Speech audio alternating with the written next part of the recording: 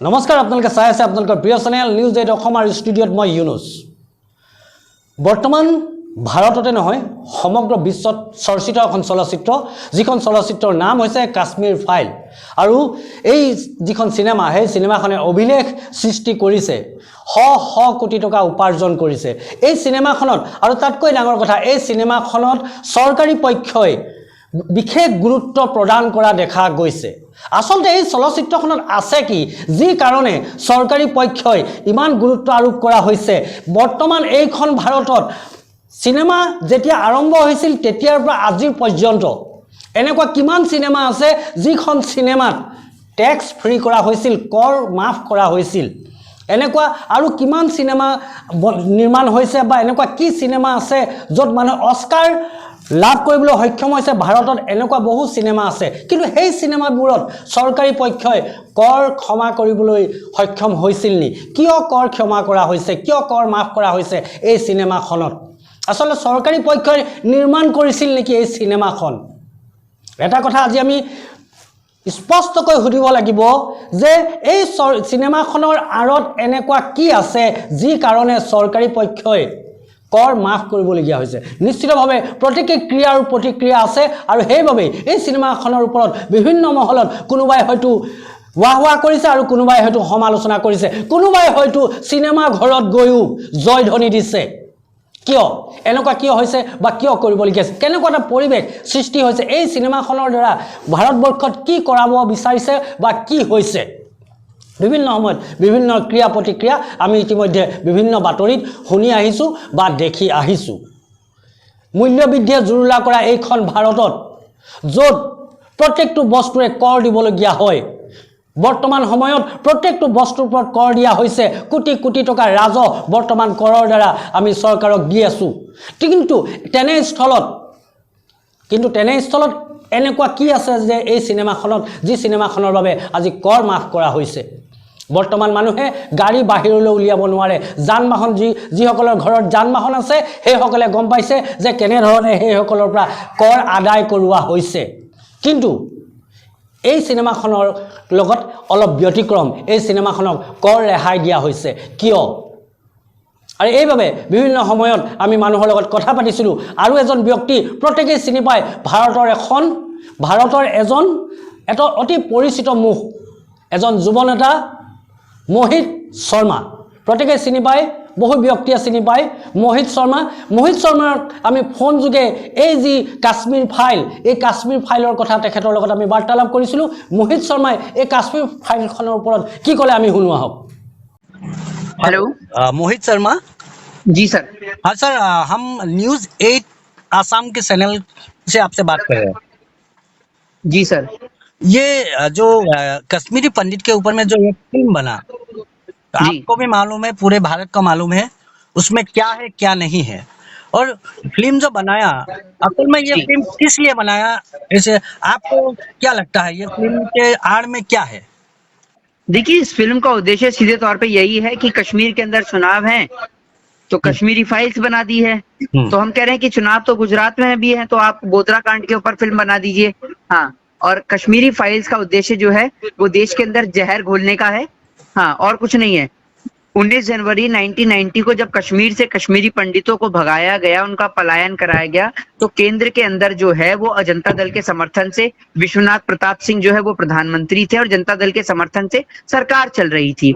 और जो वहां के राज्यपाल थे वो जगमोहन जी थे। तो हम सीधे तौर पे सरकार से पूछना चाहते हैं कि जब 19 जनवरी 1990 को कश्मीर से कश्मीरी पंडितों को भगाया गया, तो उस समय दिल्ली में बैठे भारतीय जनता पार्टी के नेता चुप और मौन क्यों थे? उन्होंने कोई स्ट्रिक्ट एक्शन क्यों नहीं लिया? क्या कश्मीरी पंडित सिर्फ राजनीति के लिए बने हैं? फिर दूसरी बात यह कि दूसरा मुद्दा यहां से शुरू होता है कि जब कश्मीर से धारा 370 को हटाया गया तो देश के माननीय गृह मंत्री जी ने कश्मीरी पंडितों को कश्मीर में क्यों नहीं बसाया? और आज इनको कश्मीरी फाइल्स बनाने की याद इसलिए आ रही है क्योंकि कश्मीर के अंदर चुनाव है। और आप फिल्मों को किस हद तक सच समझते हैं सर? अगर फिल्में सच होती हैं तो हर एक फिल्म में मिथुन चक्रवर्ती की बहन को गुंडे उठाकर ले जाते हैं, तो आज मिथुन चक्रवर्ती की बहन सुरक्षित ही नहीं होती। अगर फिल्म सच होती है तो जो एक फिल्म आई थी पद्मावत, उसका विरोध क्यों किया गया?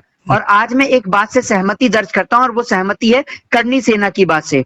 करनी सेना ने एक बात उठाई है कि कश्मीरी फाइल से जो भी पैसा कमाया गया है उसका आधा पैसा कश्मीरी पंडितों को दिया जाए। और मैं इस बात से सहमति दर्ज करता हूं कि अगर आपने इस फिल्म के जरिए देश के अंदर टैक्स फ्री किया, तो आपने सुना होगा कि दिल्ली के सीएम अरविंद केजरीवाल ने भी इस बात को विधानसभा में खड़े होकर कहा कि टैक्स फ्री करने की जरूरत क्या है, आप इस फिल्म को यूट्यूब पे दिखा दीजिए, वो अपने आप टैक्स फ्री हो जाएगी।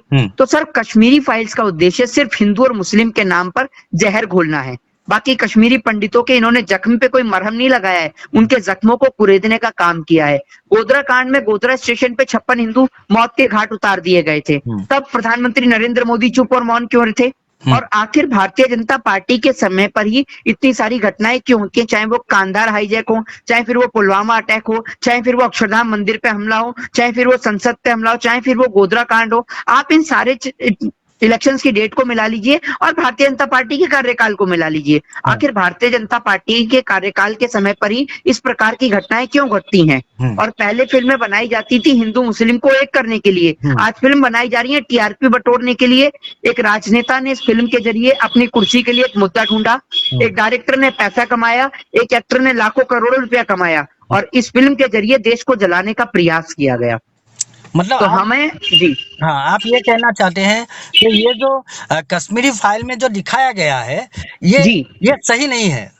अगर सर ये सही है तो आपको मैं एक बात बता देता हूं, आप फिल्मों को सच मानता कौन है? सबसे पहले जब आप फिल्म देखते हैं तो, या फिर फिल्म है या कोई भी आज के समय में अगर कोई टीवी सीरियल भी है, तो सबसे पहले एक डिस्क्लेमर दिया जाता है और डिस्क्लेमर पे आपको ये लिख के दिया जाता है कि ये सारी घटनाएं जो है वो काल्पनिक हैं।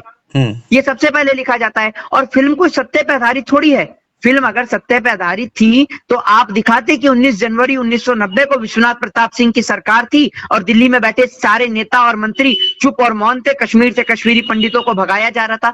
और अगर मैं उस जगह पे मौजूदा दौर की आप बात करें तो प्रधानमंत्री को यह करना था कि कश्मीर में जाकर उनको कश्मीर की आवाम को समझाने का प्रयास करना था। और अगर कश्मीर की आवाम नहीं समझ रही थी तो उन्हें तुरंत वहां पर इमरजेंसी घोषित कर देनी थी, लेकिन उन्होंने ऐसा कुछ भी कार्य नहीं किया। तो अभी सीधी तौर पे कहने से कि अभी जो ये कश्मीरी फाइल बनाए ये टोटली एक मनगढ़ंत कहानी है। सर, कश्मीरी फाइल्स का उद्देश्य कश्मीर के चुनाव को जीतना है, कश्मीर की आड़ में गुजरात के चुनाव को जीतना है। कश्मीरी फाइल्स का उद्देश्य इस देश के अंदर दंगे और फसाद कराने का है। और कश्मीरी फाइल्स के उद्देश्य से सिर्फ आप ये देख लीजिए एक्टर कौन कौन है। एक्टर हैं इसमें मिथुन चक्रवर्ती महोदय। मिथुन चक्रवर्ती वो जो भारतीय जनता पार्टी का प्रचार करते हैं, भारतीय जनता पार्टी की तरफ से पूरे बंगाल में स्टार प्रचारक कैंपेनर बन के घूमते हैं।